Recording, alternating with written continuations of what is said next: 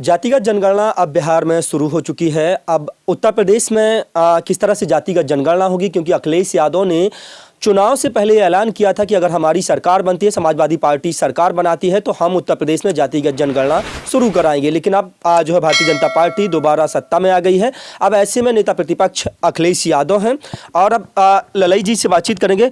ललई जी, बिहार में जातिगत जनगणना शुरू हो चुकी है। अब यूपी में आप लोगों की क्या रूपरेखा रहेगी, क्या तैयारी है आप लोगों की जातिगत जनगणना के लिए? देखिए, समाजवादी पार्टी की शुरू से मांग रही है और हम डॉक्टर लोहिया के सिद्धांतों पर चलने वाले लोग हैं। लोहिया जी कहा करते थे कि सोशलिस्टों ने बांधी गांठ, पिछड़े पाँव में 100 में 60।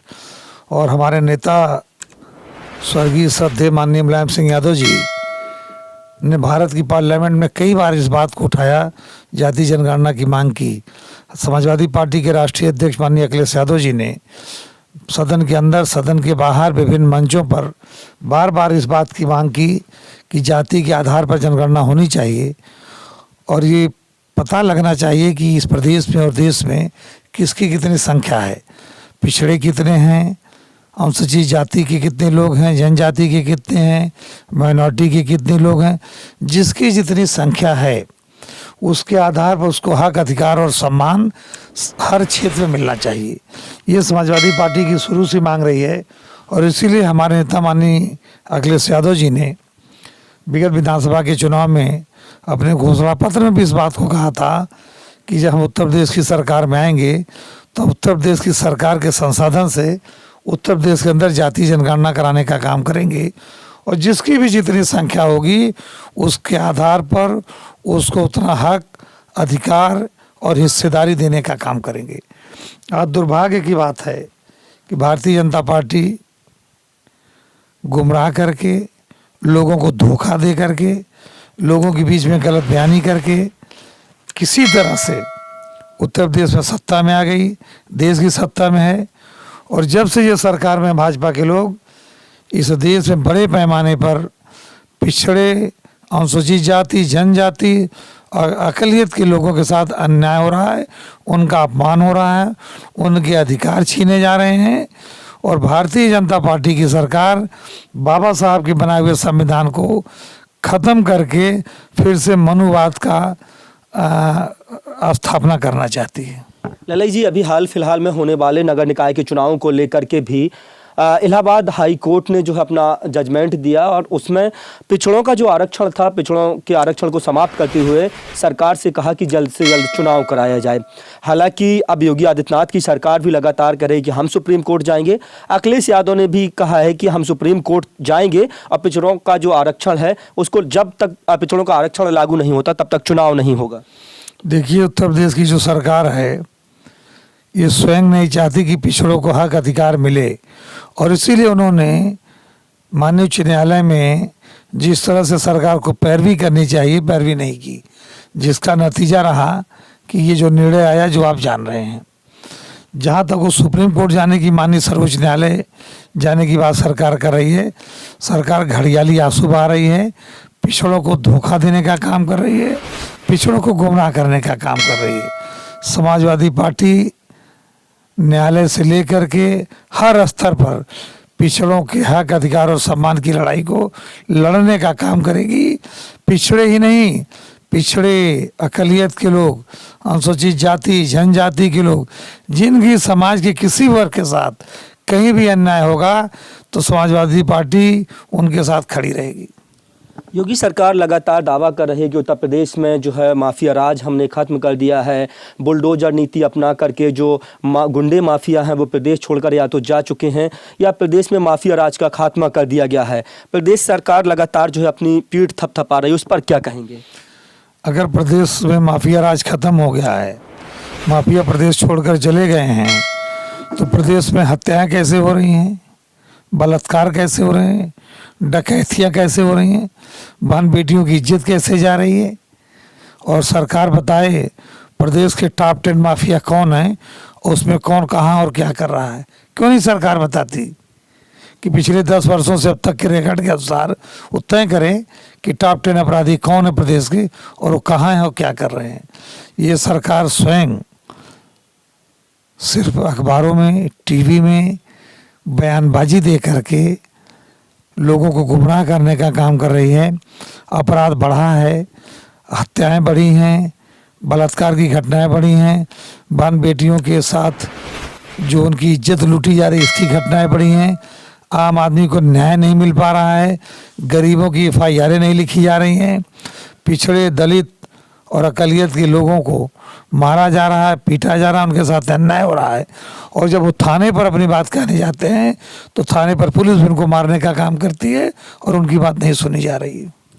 सरकार लगातार दावा कर रही है कि पिछली सरकारों की अगर बात करें तो उनमें जातिवाद बहुत ज़्यादा था, परिवारवाद बहुत ज़्यादा था, और वो तो यहाँ तक कहते हैं कि जो थाने हैं वो यादव और मुसलमान यानी कि जो है गुंडे माफिया थाने चलाते थे। इस तरह के तमाम आरोप सरकार की तरफ से लगाए जाते हैं।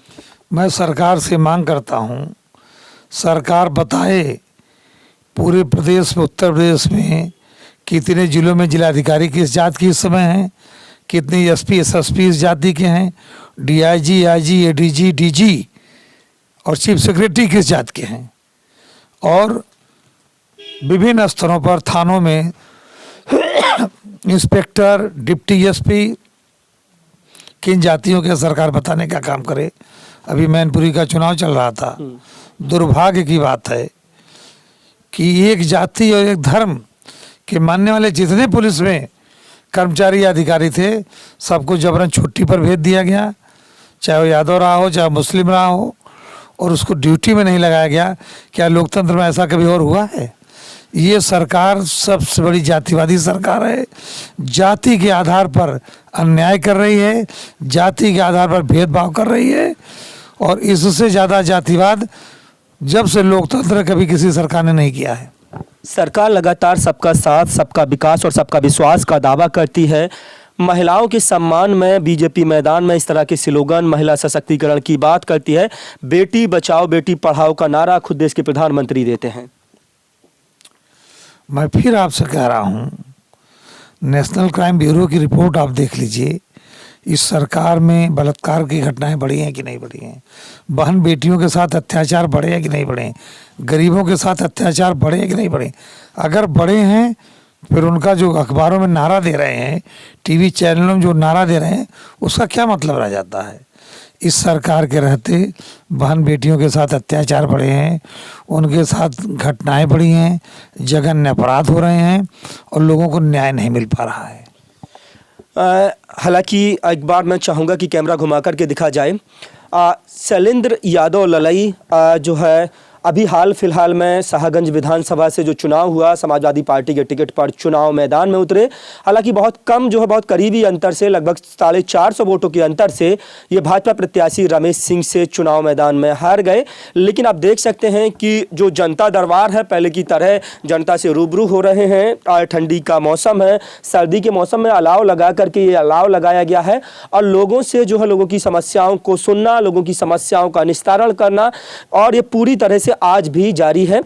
तो सवाल रहेगा कि अब 2024 आने वाला है, 2024 को लेकर के समाजवादी पार्टी और आपकी खासतौर पर, क्योंकि लगातार जो है सुर्खियों में है कि शैलेंद्र यादव ललई को भी टिकट जो है जौनपुर लोकसभा से मिल सकता है समाजवादी पार्टी से, तो आपकी तैयारी चल रही है? ऐसी कोई जो है खबर है क्या? अगर पार्टी आपको प्रत्याशी बनाती है, उम्मीदवार बनाती है, तो 2024 की किस तरह की तैयारी चल रही है? देखिए, मैंने अभी अपने नेतृत्व से कभी अपने चुनाव लड़ने की चर्चा लोकसभा के लिए मैंने नहीं किया है।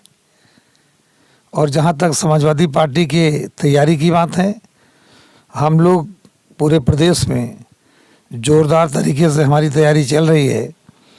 और अभी मैनपुरी के चुनाव ने, लोकसभा के उपचुनाव ने, मैनपुरी ने ये बता दिया है कि 2024 में क्या होगा। जब मैनपुरी के अंदर वहाँ का SP, वहाँ का DM, वहाँ का प्रशासन, इटावा का DM, SP, वहाँ का प्रशासन, वहाँ के IG, DIG, कमिश्नर और छोटे से बड़े सारे अधिकारी कर्मचारी सत्ता के सारे पर नंगा नाच कर रहे थे। जितना भी अनैतिकता का काम कर सकते थे कर रहे थे। इसके बावजूद मैनपुरी में समाजवादी पार्टी को लगभग 3 लाख वोटों से जीत मिली। ये इस बात को बताने के लिए काफ़ी है कि 2024 में उत्तर प्रदेश का परिणाम क्या होगा। जहाँ तक आप मुझसे पूछ रहे हैं, मैं पार्टी का अनुशासित कार्यकर्ता हूँ। मैंने अभी अपने लड़ने की बात नहीं कही है, लेकिन पार्टी नेतृत्व का अगर आदेश होगा, निर्णय होगा, तो निश्चित रूप से इस जनपद में 2 सीटें हैं और दोनों समाजवादी पार्टी की झोली में डालने का काम हम लोग करेंगे।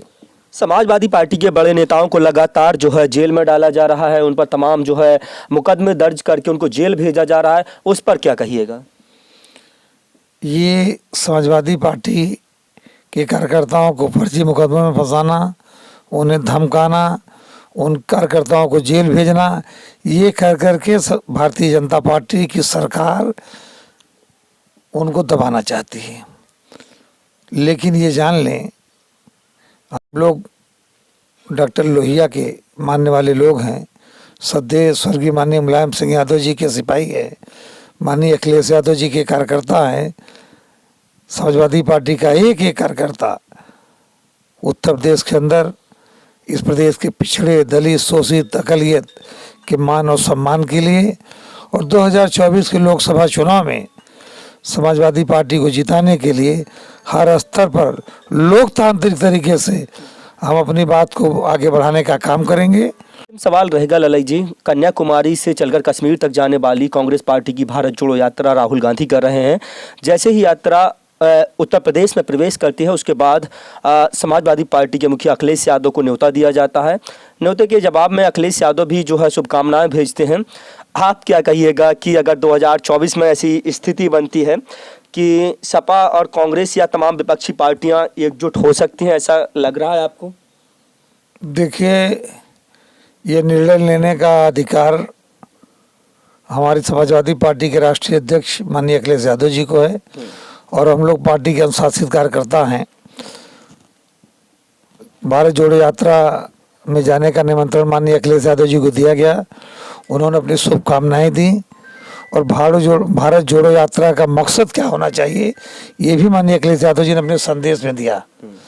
माननीय अखिलेश यादव जी का जो भी निर्णय होगा, समाजवादी पार्टी का हर एक कार्यकर्ता उसको मानेगा। चलिए, बहुत बहुत शुक्रिया। तो ये थे हमारे साथ शाहगंज विधानसभा से 4 बार के विधायक, 2012 से 17 तक की सपा सरकार में पूर्व ऊर्जा मंत्री रहे शैलेंद्र यादव ललई, जिनसे तमाम मुद्दों पर हमने जो है सवाल किए हैं, जातिगत जनगणना से लेकर के नगर निकाय में आरक्षण समाप्ति को लेकर, जो साफ तौर पर कह रहे हैं कि जिस तरह से भी होगा, हमारे जो तमाम नेताओं की राम मनोहर लोहिया से लेकर के नेताजी मुलायम सिंह यादव तक का जो है सपना रहा है कि इस देश में जातिगत जनगणना जो है वो होनी चाहिए। और लगातार भारतीय जनता पार्टी की तमाम जो कमियां हैं, तमाम कमियों को बताते हुए शैलेंद्र यादव ललई जी का साफ तौर पर कहना है कि अगर 2024 की जो रूपरेखा है, जो तैयारी है, वो समाजवादी पार्टी की पूरी तरह से चल रही है। वो अपनी पार्टी के अनुशासित कार्यकर्ता हैं। अगर पार्टी उन्हें टिकट देती है, प्रत्याशी बनाती है, तो 2024 में वो जौनपुर में जो 2 सीटें हैं, दोनों सीटें समाजवादी पार्टी के खाते में जाएंगी। हालांकि अनुशासित कार्यकर्ता हैं और पार्टी के लिए काम करते रहेंगे। अपने साथी कैमरा पर्सन आनंद यादव के साथ कलम युग के लिए इमरान मंसूरी की रिपोर्ट। नमस्कार।